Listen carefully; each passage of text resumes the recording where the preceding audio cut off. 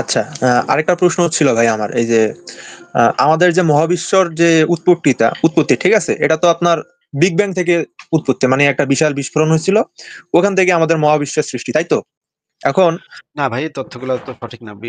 Big bang থেকে উৎপত্তি ব্যাপারটা তো এরকম না, একটা বিন্দু থেকে উৎপত্তি। কিন্তু বিগ ব্যাংটা হচ্ছে, বৃহৎ সম্প্রসারণটা হচ্ছে ওই বিন্দুটার সম্প্রসারণ।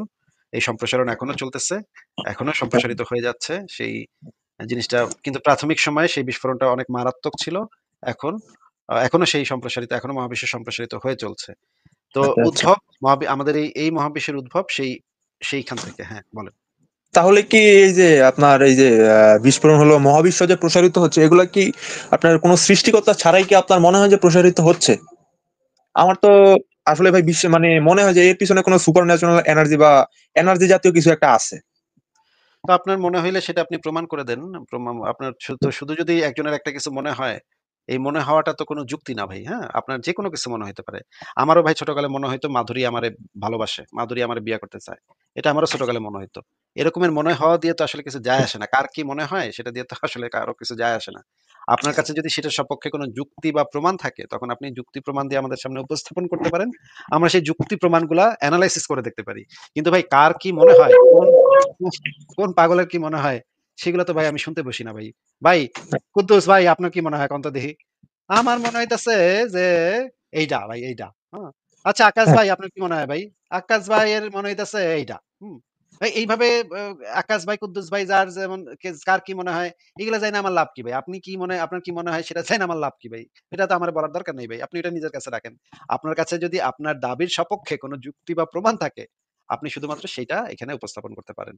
ভাই না আমাদের না, লাইফে কি, কি বলা যায় আর কি বলা যায় না, সেটা কি আপনি বুঝতে পারছেন? হ্যাঁ বুঝতে পারছি, মানে যুক্তি ছাড়া আপনার কিছু বলা যাবে না, যুক্তি হ্যাঁ, তথ্য প্রমাণ ছাড়া কোনো কথা বলা যাবে না। হ্যাঁ, আপনার ধরেন অনেক কিছু মনে হইতেছে। অনেক কিছু মনে হইতেছে। কিন্তু এটার সপক্ষে আপনার কাছে কোন যুক্তি বা প্রমাণ নাই। তাইলে ভাই এটা কি বলা যাবে নাকি যাবে না বলেন তো?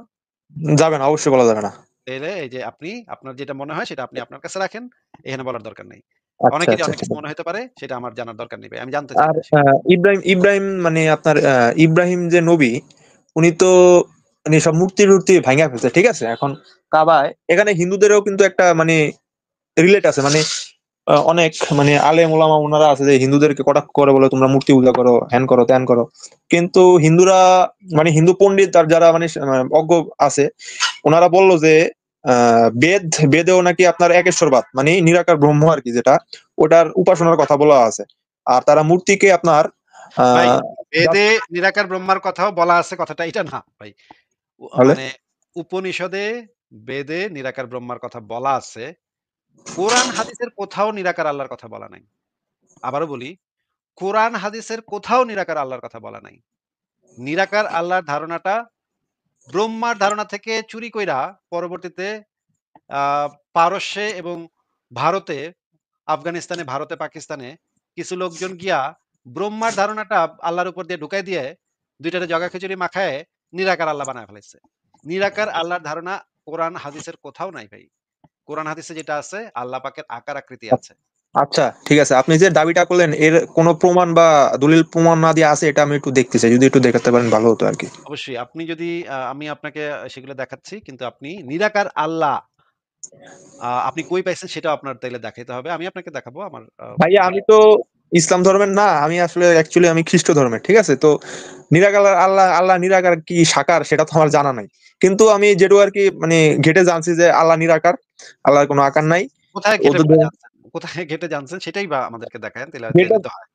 আচ্ছা আচ্ছা ঠিক আছে, আমি দেখাচ্ছি, তাহলে আমি কোত্থেকে দেখাবো ঘেঁটে আপনার কোত্থেকে মানে এটা ঘেঁটে মানুষের মুখ আমাদের থেকে শোনা আর কি, মানুষের মুখ থেকে শোনা, আমার বন্ধু বান্ধব যারা আছে ওরাই আমাকে বলছে আর কি, মানে ওদের থেকেই জানছি, মানে ইন্টারনেটে ঘাটাঘাটি করে নেই, তাই তো।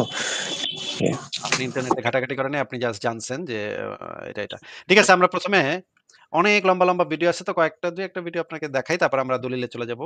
আগে এই ভিডিওটা একটু শুনি, হ্যাঁ? শুনুন। নিরাকার কথাটি আচ্ছা নাস্তিকতার শামিল। নিরাকার কথাটি ইসলামে ঢুকিয়েছে এক শ্রেণীর নাস্তিক্যবাদী মানুষেরা। নিরাকার মানে যার কোনো অস্তিত্বই নেই। ইমানেরও একটা আকার আছে, একটা কথারও একটা, আওয়াজেরও একটা ডেসিবেল আছে। যে কোনো জিনিসের একটা অস্তিত্ব সারা মাখলুকাতের মধ্যে আছে। আল্লাহর কি আকার থাকবে না? আল্লাহ নিজেই বলছেন লাইসা কামিসলিহি শাই, আল্লাহর মতো কোনো কিছুই নাই। আল্লাহর মতো কোনো কিছুই নাই, কিন্তু ওয়া হুয়া সামিউল বাসির, তিনি শ্রোতা, তিনি দ্রষ্টা।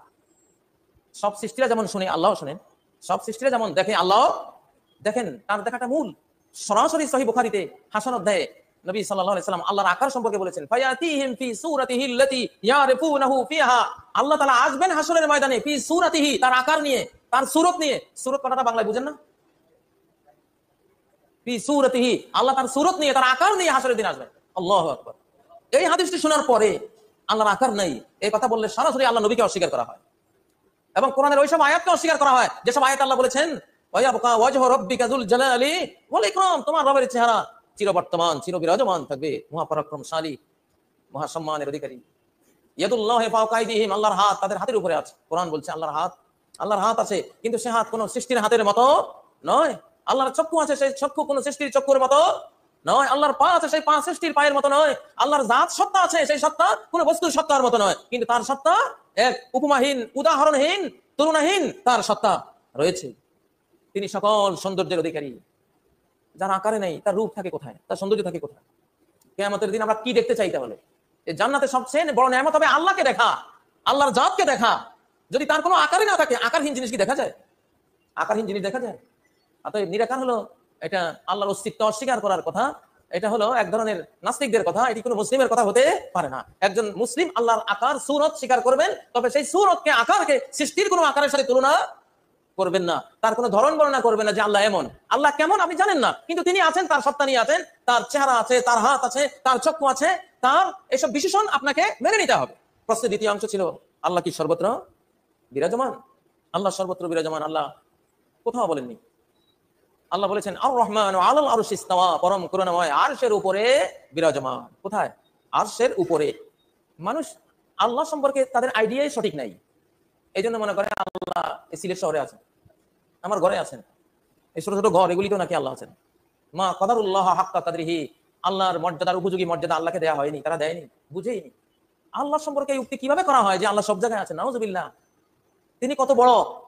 এই যে মাটির পৃথিবীর উপরে হলো 7টি আকাশ, 7টি আকাশের উপরে হলো আল্লাহর কুরসি, কুরসির উপরে হলো মহাসাগর, মহাসাগরের উপরে হলো আল্লাহর আরশ, সেই আরশের উপরে হলেন আল্লাহ। এই পৃথিবী, 7 আকাশ হলো পৃথিবীর উপরে। 7 আকাশ কত বিশাল! বিজ্ঞানীরা বলছেন আলোর গতিতে ছুটলে হাজার হাজার কোটি বছর লাগবে মহাবিশ্বের এক প্রান্ত থেকে আরেক প্রান্তে যেতে। এই বিশাল মহাবিশ্বকে আল্লাহর কুরসিতে রাখলে আল্লাহর কুরসিটা এত বড়, 7 আসমানকে কুরসিতে রাখলে 7টা সিকির মতো মনে হবে। এত বিশাল বিশাল 7 আসমান আল্লাহর কুরসিতে রাখলে কিসের মতো মনে হবে? 7টা সিকি পয়সা, আদুলি সিকি ছিলেন না, 25 পয়সার সিকি, এরকম সিকির মতো মনে হবে, দেড়হামের মতো মনে হবে। সেই কুরসি এত বড়, সেই কুরসির উপরে হলো মহাসাগর। সূরা হুদ আয়াত নম্বর 6 আল্লাহ বলেছেন ওকানা আরশু আলাল মায়ে, আল্লাহর আরশ হলো পানির উপরে, সাগরের উপরে। সেই সাগরের উপরে আল্লাহর আরশ, সেই আরশের মধ্যে কুরসিকে রাখলে কাহালকাতিন মুলকাতিন আলা যাহরি ফালাতিন মিনাল আরদি, মরুভূমিতে একটা লোহার রিং পড়ে থাকলে যত ক্ষুদ্র মনে হবে, আরশের বিশালতার তুলনায় কুরসিকে অত ক্ষুদ্র মনে হবে। সেই আরশের উপরে অ্যাবসলিউটলি আল্লাহ, তিনি এত বড়, তার হাতের তালুতে যদি 7 আসমান রাখা হয় 7টা সরিষার দানার মতো মনে হবে। 7 আসমান, গোটা মহাবিশ্বই যার হাতের তালুতে 7টা সরিষার দানা, এত বড় আল্লাহকে আপনি বাংলাদেশে ঢুকাচ্ছেন? কথা বুঝেছেন? বাজে কথা। আচ্ছা, আমরা মোটামুটি শুনলাম এই মুফতি ইব্রাহিম কি বললেন। আমরা আরো অনেক ভিডিও আছে আমার কাছে এই বিষয়ে। আহ, আমরা একটু মঞ্জুর ইলাহির কথা শুনি। মঞ্জুর ইলাহি মদিনা বিশ্ববিদ্যালয় থেকে পড়ালেখা করে, অত্যন্ত গুরুত্বপূর্ণ আলেম, ওনার কথা একটু শুনি। সেটি হচ্ছে, বলেছেন কেউ আল্লাহর কোনো সিফাতকে অস্বীকার না করে যদি ব্যাখ্যা করে তাহলে কি তা কুফরি হবে? যেমন আল্লাহর হাতকে কুদরতি হাত বলা, শেষ রাতে অবতরণকে রহমত নাজিল হওয়া বলা ইত্যাদি। আপনি আকীদার একটা সূক্ষ্ম বিষয় নিয়ে প্রশ্ন করেছেন। আমাদের অনেকে মনে করে যে আকীদার এই সূক্ষ্ম বিষয় নিয়ে কথা বলা উচিত নয়, কিন্তু আসলে এই যে কথা বলা উচিত নয়, কথাটি ঠিক নয়। আকীদার এই বিষয়গুলো কোরআন এবং হাদিস আমাদের কাছে অত্যন্ত স্পষ্টভাবে ব্যাখ্যা করেছে। অতএব এই ব্যাখ্যা দীর্ঘদিন যদি আমাদের মধ্যে অনুপস্থিত থাকে, কিন্তু আমাদের সালাফ সাহাবায়ে কেরাম থেকে আরম্ভ করে সবাই উল্লেখ করেছেন, তাদের সুনির্দিষ্ট এখানে বক্তব্য আছে, আহলুস সুন্নাহ ওয়াল জামাতের সুনির্দিষ্ট অত্যন্ত প্রাঞ্জল এবং স্পষ্ট বক্তব্য আছে। অতএব এই আলোচনাগুলো আসলে কখনো ফিতনার আলোচনা নয়, এবং এই আলোচনাগুলো অপ্রয়োজনীয় আলোচনাও নয়। কারণ আল্লাহ সম্পর্কিত আমাদের আকীদা ক্রিস্টাল ক্লিয়ার হতে হবে, একদমই স্বচ্ছ, পরিচ্ছন্ন, পরিষ্কার হতে হবে। সেই দৃষ্টিকোণ থেকে আপনি যে প্রশ্নটা করেছেন সেজন্য আমি আপনাকে ধন্যবাদ জানাই। এবং আমি প্রথমে বলে নিতে চাচ্ছি যে আহলুস সুন্নাহ ওয়াল জামাআহ যাদের শিরোভাগেই আছেন সাহাবায়ে কেরাম রিদওয়ানুল্লাহি আলাইহিম আজমাইন, এবং তাদের সত্যিকারের অনুসারী তাবেঈন এবং আতবাউত তাবেঈন এবং আইম্মাতুল হুদা, যার মধ্যে আছেন সকল মুহাদ্দিসিনে কেরাম এবং তাবেঈন বা তাদের সত্যিকার অনুসারী বড় বড় ইমাম এবং 4 ইমাম, বিশেষ করে ইমাম আবু হানিফা রাহিমাহুল্লাহ, ইমাম মালিক, ইমাম শাফিঈ, ইমাম আহমদ ইবনে হাম্বল রাহিমাহুল্লাহ, ইমাম বুখারী, ইমাম মুসলিম সহ প্রখ্যাত সকল মুহাদ্দিস যারা আহলে সুন্নাহ ওয়াল জামাতের মূল তরিকার উপর ছিলেন, তারা প্রত্যেকেই বলেছেন ইয়াদ দ্বারা এখানে আল ইয়াদ আল হাকিকিয়াহ, আল ইয়াদ আল হাকিকিয়াহ, আল্লাহ দ্বারা হাতি বুঝিয়েছে, অন্য কিছু না। আল্লাহ হাত দ্বারা হাতি বুঝিয়েছে, কিন্তু আল্লাহর হাত আল্লাহর সাথে যেভাবে সঙ্গতিপূর্ণ সেরকম আল্লাহর হাত সৃষ্টির কারো হাতের মতো নয়। কারণ আল্লাহ তাআলা বলছেন লাইসা কামিথলিহি শাইউন ওয়া হুয়াস সামিউল বাসীর, তার মতো কোনো কিছুই না, কোনো কিছু আল্লাহর মতো নয়। আল্লাহর হাত আছে, কিন্তু সে হাতটা সৃষ্টির কারো মতো নয়, না কোনো মানুষের হাতের মতো, না কোনো অন্য প্রাণীর হাতের মতো, ইত্যাদি। অতএব আল্লাহর হাতকে নিজের ইচ্ছা মতো কাইফিয়ত দেওয়া যাবে না, শেপিং দেওয়া যাবে না, কারণ সেই নলেজটা তো আল্লাহ এবং তার রাসূল সাল্লাল্লাহু আলাইহি ওয়াসাল্লাম আমাদেরকে দেননি। কিন্তু হাত কথাটা তো স্পষ্ট। হাত কথা বলে তো আমরা এরোপ্লেন বুঝবো না, হাত কথা বলে পাও বুঝবো না, হাত কথা বলে লাইটও বুঝবো না, অথবা কোনো ইকুইপমেন্ট বুঝবো না, হাত বললে হাতই বুঝবো। এটাই হচ্ছে হাকিকি অর্থের কথা। তাহলে আল্লাহর হাত আছে প্রকৃত অর্থে, এটাই হচ্ছে আহলুস সুন্নাহ ওয়াল জামাতের সর্বকালের সবার আকীদা। ইমাম আবু হানিফা রাহিমাহুল্লাহ এই বিষয়গুলো খুবই স্পষ্ট করেছেন তার আল ফিকহুল আকবার গ্রন্থে। অতএব আল্লাহর হাতের ব্যাখ্যা এখানে কুদরতি হাত অথবা আল্লাহর রহমত বা আল্লাহর ক্ষমতা এটা বলা যাবে না। কারণটা কি? কারণ আপনি যখনই কুদরতি হাত বলবেন তখন হাকিকি হাতটাকে আপনি অস্বীকার করছেন অথবা বাতিল করে দিচ্ছেন। আপনি যখন বলবেন যে না আল্লাহর হাত না, এখানে রহমত বোঝানোর উদ্দেশ্য, দলিলটা কি? আপনি যে অরিজিনাল প্রকৃত অর্থটাকে অস্বীকার করলেন কোন এভিডেন্সের ভিত্তিতে? নাকি আপনার মন বলেছে তাই? কোরআনের ব্যাখ্যা তো মন গড়া ব্যাখ্যা করা যাবে না। কোরআনের ব্যাখ্যা হতে হবে কোরআন দিয়ে অথবা হাদিস দিয়ে, নবী সাল্লাল্লাহু আলাইহি সাল্লামের কোনো বক্তব্য দিয়ে অথবা তার কোনো ব্যাখ্যা দিয়ে কোরআনের ব্যাখ্যা করতে হবে। নিজের ইচ্ছা মতো নিজের যুক্তি অথবা বিভিন্ন ফিলসফি থেকে প্রভাবিত হয়ে সেই ফিলসফির আলোকে, বিভিন্ন সংশয়বাদের চিন্তাভাবনার আলোকে আপনি তা'ওয়িল করবেন, ব্যাখ্যা করবেন, সেটা তো গ্রহণযোগ্য নয়। কারণ এই ধরনের ব্যাখ্যার কোনো আসল আমরা দেখি না। বরং আল্লাহর আসমা এবং সিফাত হচ্ছে তাওকিফিয়াহ, এবং এই সম্পর্কিত যত তথ্য সবই ওহী নির্ভর হতে হবে, হয় কোরআন না সুন্নাহ। এর বাইরে কোনো লজিক, কোনো আর্গুমেন্ট, কোনো ডিডাকশন, কোনো কিয়াস এর মধ্য দিয়ে আল্লাহর কোনো আসমা এবং সিফাত সাব্যস্ত হবে না, এবং আল্লাহর কোনো সিফাতের ব্যাখ্যাও নিজের মন গড়া করা যাবে না। আশা করি বুঝতে পেরেছেন যে আহলুস সুন্নাহ ওয়াল জামাআহ আসলে এখানে কি বলতে চেয়েছে। এবং এটা কিন্তু আমি মাযহাব ভিত্তিক বলছি না, আহলুস সুন্নাহ ওয়াল জামাআহ এটা একটা মানহাজের নাম। এই মানহাজের ভিতরে লক্ষ লক্ষ উলামায়ে কেরাম ছিলেন, সাহাবায়ে কেরাম ছিলেন, তাদের সবারই মানহাজ হচ্ছে এইটা। যারা পড়াশোনা করবেন তারা বুঝবেন। পরবর্তীতে যারা তা'ওয়িল করেছেন, এই যে যেমন আপনি কুদরতি হাতের কথা বলেছেন বা আল্লাহর রহমত দিয়ে তার ইয়াদকে ব্যাখ্যা করেছেন, এই ব্যাখ্যাগুলো যারা ইলমুল কালাম এবং ফালসাফা, দর্শন শাস্ত্র, গ্রিক দর্শন, ভারতীয় দর্শন, রোমান দর্শন, এগুলো যারা অধ্যয়ন করেছেন, এগুলো দ্বারা প্রভাবিত হয়ে সংশয়বাদী হয়ে পড়েছেন, বিভিন্ন রকম লজিক তারা এবং কাল্পনিক যুক্তি তারা উপস্থাপন করেছেন, তখন তাদের কাছে মনে হচ্ছে যে আল্লাহর ইয়াদে হাকিকি প্রকৃত হাত এটা তো হয় না, এটা হলে তো সৃষ্টির সাথে মিল হয়ে যায়। অতএব এটাকে বাদ দিয়ে এমন একটা ব্যাখ্যা যাওয়া উচিত যে ব্যাখ্যাটায় আমাদের দিলটা শান্ত হয়। এটা কোনো যুক্তি নয়, এটা কোনো দলিল নির্ভর কথা নয়। অতএব কেউ যদি আল্লাহর এই সিফাতকে অপব্যাখ্যা করে, এই জন্য আল্লাহর কোন সিফাতকে তার হাকিকি অর্থ থেকে যদি কেউ তা'ওয়িল করেন, এই তা'ওয়িলটা হচ্ছে তা'ওয়িলুন ফাসিদ, এবং এটাকে বলা হয় অপব্যাখ্যা। এই অপব্যাখ্যা এটা আসলে কুফুরিরই নামান্তর। তবে মানে এখানে একটা ছোট্ট তবে আছে। শেখুল ইসলাম ইবনে তাইমিয়া রাহিমাহুল্লাহ তিনি অত্যন্ত ইনসাফ ভিত্তিক গবেষণা করতেন এবং মানুষের উপর হুকুম লাগাতেন। তিনি বলেছেন যেমন আশআরী কিংবা মাতুরিদি তরিকার যে সমস্ত উলামায়ে কেরাম এই আয়াতুস সিফাহ মানে সিফাতের কোরআনের আয়াতগুলোকে বা সিফাতের বক্তব্য সম্বলিত কোরআন কিংবা হাদিসগুলোকে যারা তা'ওয়িল করেছেন, তিনি তাদেরকে তাকফির করতে নিষেধ করেছেন, অর্থাৎ তারা কাফির হয়ে গেছে এই কথাটা বলতে নিষেধ করেছেন। তাদের তা'ওয়িলটা ভুল, কিন্তু তাকফির করা যাবে না, কারণ তাকফির একটা ভিন্ন মাসআলা। তার উপর হুজ্জত কায়েম করে তাকে কাফের হিসাবে, ইসলামের বহির্ভূত হিসাবে ফাতোয়া দেওয়া, এটা সম্পূর্ণ একটা ভিন্ন মাসআলা। এটা উলামায়ে কেরামের জন্য, আমাদের জন্য এটা সাজে না। তবে আমরা বুঝতে পারছি কেউ যদি আল্লাহর কোনো সিফাতকে তার প্রকৃত অর্থ প্রদান না করে সেটাকে বাদ দেওয়া মানে তাতিল করা, ইনভ্যালিড করে দেওয়া, এবং এটা সম্ভব নয় বলে ঘোষণা করা, সেই কারণেই সে তাবিলের দিকে যায়। এটা সবচেয়ে বড় একটা উদাহরণ হচ্ছে যখনই কোনো শব্দের প্রকৃত অর্থ অসম্ভব হয়, তখনই তার রূপক অর্থ জায়েজ হয়। প্রকৃত অর্থ সম্ভব হওয়া অবস্থায় কখনই রূপক অর্থের দিকে যাওয়া যাবে না। যখন আমরা বলি যে এই যে আমার সামনে একটা সিংহ দাঁড়িয়ে আছে, যদি আমি চিড়িয়াখানায় থাকি এবং আমার সামনে সত্যি সিংহ দাঁড়িয়ে থাকে, তখন অন্য কেউ যদি বলে যে এখানে সিংহ মানে হচ্ছে বীর পুরুষ, তাহলে গ্রহণযোগ্য না, কারণ আমি তো সিংহকেই, প্রকৃত সিংহকে ইন্ডিকেট করছি। অতএব এই ব্যাখ্যাটা পৃথিবীর কেউ গ্রহণ করবে না। কিন্তু যখন আমি আমার সামনে একজন ব্যক্তি, যেমন যার নাম নাবিল, অত্যন্ত বীর পুরুষ টাইপের, বলি যে আমার সামনে একজন সিংহ দাঁড়িয়ে আছে, তখন সবাই এদিক ওদিক তাকাবে, দেখবে যে সত্যিকার কোনো সিংহ নাই, আছে সিংহের মতো একজন বীর পুরুষ, তখন তারা বলবে যে এটা রূপক অর্থে। হ্যাঁ, এটা মানুষের আচরণ বিধিতে এই ধরনের রূপক অর্থ ব্যবহৃত হতে পারে, এটাই বিশুদ্ধ কথা। কিন্তু আয়াতুস সিফাতের ক্ষেত্রে কোনো রূপক অর্থ ব্যবহৃত হবে না, কারণ এখানে যে আল্লাহর যে সিফাতগুলো এখানে এসেছে, সেগুলো যে প্রকৃত অর্থে অসম্ভব, এটা আপনাকে কে জানালো? কেউ জানালো না। আর আমাদের সালেফে সালেহিন সবাই প্রকৃত অর্থে ব্যবহার করেছেন। এখন কি পরবর্তী 200, 300, 500 বছর পরে কারো কাছে কি ওহী নাযিল হয়েছে যে ওহীর ভিত্তিতে তারা জানতে পেরেছেন যে এই সিফাতগুলো হাকিকি অর্থে নয়, বরং এগুলোকে রূপক অর্থে তা'ওয়িল করতে হবে, কারণ হাকিকি অর্থ অসম্ভব? এটা কি তাহলে তারা কোনো ওহীর মারফত জানতে পেরেছেন? আল্লাহ তো আমাদের কোনো আসলে যুক্তির বিষয় নয়। আল্লাহ হচ্ছে আসলে একটা জ্ঞানের বিষয়। তিনি কালামুল্লাহ নাযিল করে তার নিজেকে পরিচিত করেছেন এবং তিনি রাসূল সাল্লাল্লাহু আলাইহি ওয়াসাল্লামের উপর আরেকটা ওহী নাযিল করে, যেহেতু রাসূল সাল্লাল্লাহু আলাইহি ওয়াসাল্লাম বলেছেন, জেনে রাখো আমার কাছে আমাকে কোরআন দেওয়া হয়েছে এবং কোরআনের মতো আরেকটা জিনিস মানে সুন্নাহ দেওয়া হয়েছে। তাহলে এই আল্লাহ কোরআন এবং সুন্নাহর মধ্যে তার নিজের যথেষ্ট পরিচয় দিয়েছেন। এর বাইরে আল্লাহর কোনো আর পরিচয় নিজের মন গড়া মতো দেওয়া যাবে না। অতএব আমরা এই যে ব্যাখ্যাগুলো করছি, যেটা যেটা কোরআন হাদিস নির্ভর নয়, সেই ব্যাখ্যাগুলো কমপ্লিটলি পরিত্যাগ করতে হবে, বর্জন করতে হবে, সঠিক ব্যাখ্যায় আসতে হবে। সালাফের এই আচ্ছা, আমরা মঞ্জুর ইলাহির বক্তব্য শুনলাম। এবার আমরা একটু হাদিস, কোরআন হাদিসগুলো যদি একটু দেখে নিই। আরো অনেকগুলা ভিডিও আছে আমার কাছে। এখানে দেখেন হাদিসে যে জিনিসটা বলা আছে সহিহ হাদিসে, সুনান আবু দাউদ 4727 নম্বর, রাসূলুল্লাহ বলেছেন, যে সকল ফেরেশতা আল্লাহর আরশ বহন করেন তাদের একজনের সাথে, মানে আল্লাহর আরশ বহন করে যে ফেরেশতা, সেই ফেরেশতা অনেক বড় সাইজের আরকি। এটাই বোঝানো হয়েছে। মানে আল্লাহর আরশ বহন করতে আল্লাহ যেখানে বসে তার যে সিংহাসনটা, সেই সিংহাসনটা অনেক বড় এবং সেটার জায়গাতে অনেক বিরাট, বিরাট ফেরেশতাদের দরকার হয়।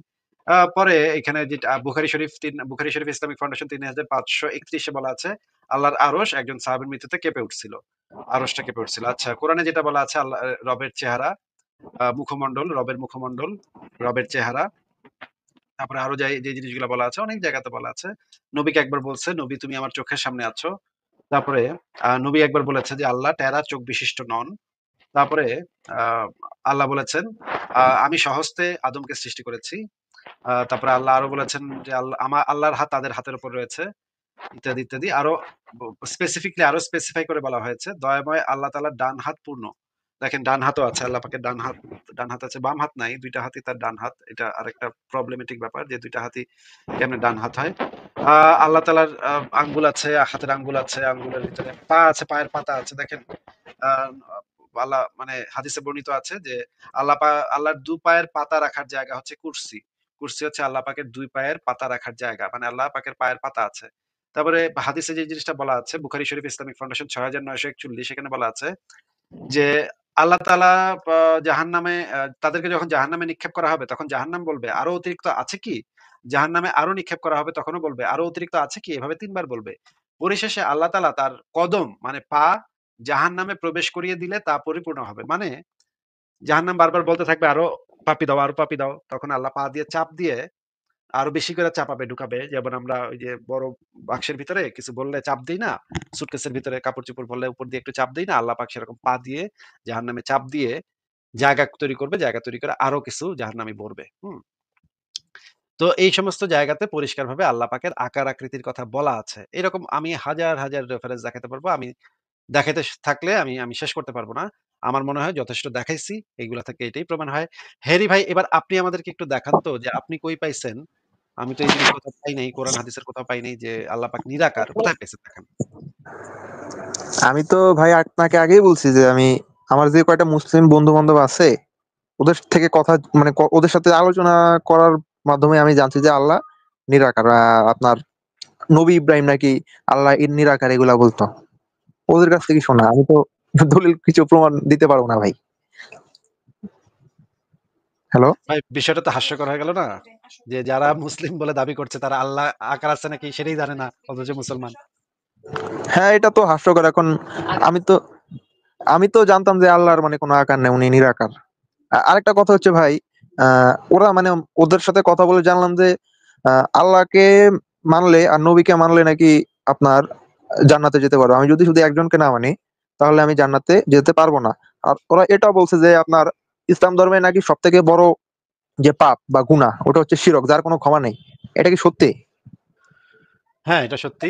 কিন্তু শিরক করে তারপর যদি আপনি ইসলাম আবার কবুল করেন তাইলে আপনার ওই শিরকের ইয়াটার মাপ পাবেন আপনি। না, এখানে আমার মনে একটা প্রশ্ন হচ্ছে যে যিনি সর্বক্ষমতার অধিকারী, যিনি আমাদের সৃষ্টিকর্তা, নবী মোহাম্মদ যতই হোক, উনি তো একটা মানুষ, যতই আল্লাহর প্রিয় হোক, আমি যদি ওনাকে মানি, ওনাকেও যদি বিশ্বাস করি, তাহলেও তো আল্লাহর সাথে এক প্রকার শিরক করা হয়ে যায়, তাই না? না, এটা হচ্ছে শিরক করা হয় না। ইসলামের যে কনসেপ্ট, আল্লাহকে মানেন কি মানেন না সেটা বড় বিষয় না। বড় বিষয় হচ্ছে নবী মোহাম্মদ যা বলছে সেটাকে আপনি অক্ষরে, অক্ষরে বিশ্বাস করতে হবে। ওইটা আপনি বিশ্বাস করলে আপনি জান্নাতে যাবেন। ওইটা যদি আপনি বিশ্বাস না করেন তাইলে জান্নাতে যাবেন না। এখন আল্লাহ তো আর আপনার সাথে সরাসরি কথা বলেনি, তাই না? আল্লাহ তো আইসা আপনারে ওহী দেয় নাই। আপনি না, না। জানছেন আল্লাহ সম্পর্কে জানেন আরকি মুহাম্মদ থেকে। মুহাম্মদের কাছে আসলেই আল্লাহ-ফাল্লাহ আসছিল নাকি সেগুলোর কোনো ঠিক নাই। মুহাম্মদ না। যা কইছে সেটারে আপনি অন্ধভাবে বিশ্বাস করলে আপনি জান্নাতে যাইবেন। আর সেটার অন্ধভাবে বিশ্বাস না করলে জাহান্নামে যাবেন। এখন আপনি খুন করেন, ধর্ষণ করেন, রেপ করেন, গণহত্যা চালান, সেগুলো দিয়ে কিচ্ছু যায় আসে না ভাই। শুধুমাত্র যদি আপনার মনে ঈমান থাকে, তাইলে আপনি অবশ্যই একদিন জান্নাতে যাবেন। আর একজন কাফের, সে যত ভালো কাজই করুক, মনে করেন আব্রাহাম লিঙ্কন যে দাস প্রথা নিষিদ্ধের জন্য যে অনেক সংগ্রাম করছে, এরকমের একজন ভালো মানুষও জাহান্নামী। হ্যাঁ? এটা কেমন হলো? এটা তো পুরো একদম বলদ মার্কা একটা কনসেপ্ট দেখা যায়। মানে পুরো অন্ধবিশ্বাসে ধর্মটা ভরা। তা তো অবশ্যই। মানে ঠিক আছে হ্যারি ভাই, জাতটাতে অবস্থা। আজকে তাহলে আপনাকে আমরা বিদায় জানাই। আপনি ভালো থাকেন, হ্যাঁ? আচ্ছা, আচ্ছা ভাই, ধন্যবাদ এত কিছু জানার জন্য, মানে বলার জন্য আরকি। ধন্যবাদ। ঠিক আছে। আপনি যদি খ্রিস্টান ধর্ম নিয়ে কোনদিন আলোচনা করতে চান, আসেন। খ্রিস্টান ধর্ম নিয়ে আমরা আলোচনা করতে পারি। হ্যাঁ, ঠিক খ্রিস্টান আছে? ধর্ম নিয়ে আমার কিছু জিজ্ঞাসা আছে। অবশ্যই আছে। আজকে আর না ভাই, আজকে আর না। আরেকদিন আইসেন, খ্রিস্টান ধর্ম নিয়ে আলোচনা করব।